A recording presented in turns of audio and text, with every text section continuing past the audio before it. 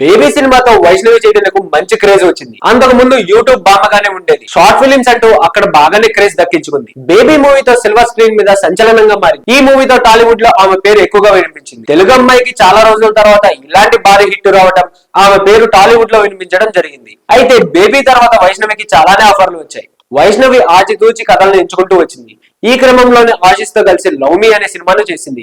ఈ cinema box office వద్ద తేడా కొట్టేసింది. విడుదలైన 3 వారాల్లోపే ఈ చిత్రం ఓటీటీలోకి రాబోతున్న పరిస్థితికి వచ్చింది. అలా ఈ సినిమా ఫలితం పక్కన పెడితే ప్రమోషన్స్ మాత్రం భారీ స్థాయిలో చేశాడు. దిల్ రాజు మితిమీరిన నమ్మకం, హద్దులేని మాటలతో బాగానే హైప్ ఏర్పడింది. ఇక ఈ మూవీ ప్రమోషన్స్ లో భాగంగా సుమా అడ్డా షోకు వెళ్లారు.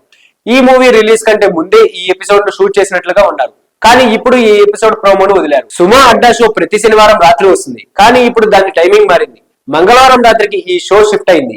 ఈ షోలో వైష్ణవి, ఆశిష్, రవికృష్ణ సందడి చేశారు. ఈ షోలో భాగంగా వైష్ణవి గురించి ఆశిష్ ఓ మాట చెబుతూ వైష్ణవి త్వరలోనే ఓ గుడ్ న్యూస్ చెప్పబోతుంది అని నోరు జారేశాడు ఆశిష్. కానీ అంతలోపే సుమ పంచ్ వేసింది.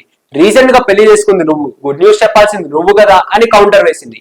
అయితే వైష్ణవి చెప్పబోయే ఆ గుడ్ న్యూస్ ఏంటి అని అంతా ఆరాలు తీస్తున్నారు. కొత్త ప్రాజెక్ట్ గురించా, పెళ్లి గురించా, లేదా ఇంకేమన్నా మ్యాటర్ ఉందా అని ఆలోచిస్తున్నారు.